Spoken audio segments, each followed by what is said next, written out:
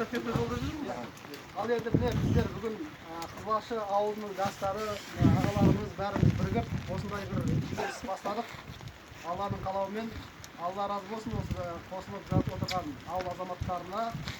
Бұл арқылы, бұл қара марақ арқылы біз болашақта көптеген жамандықтың бетін қайтаруымыз әбден мүмкін. Тағдырларын, болашақтағы адамдардың тағдырларын өзгеруі мүмкін. Естіп біліп жатырмыз, қаншама азаматтарымыз осы арақтың кесірінен өмірден өтіп жатқандары бар қаншама.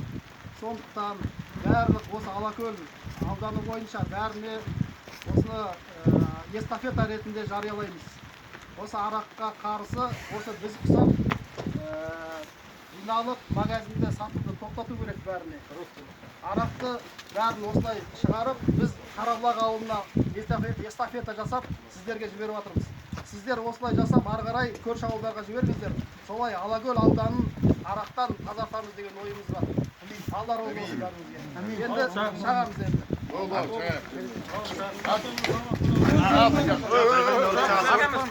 Боққа шаңдар, орны боқ қойды. Onlar aslında. Bet aldılarını aytacağız.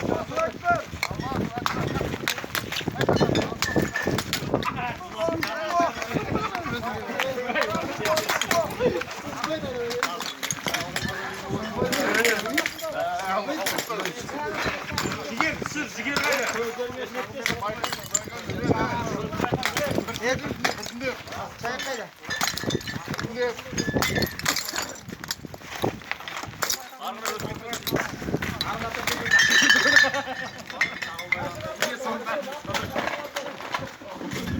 мынау ақырын лақтырып жатқан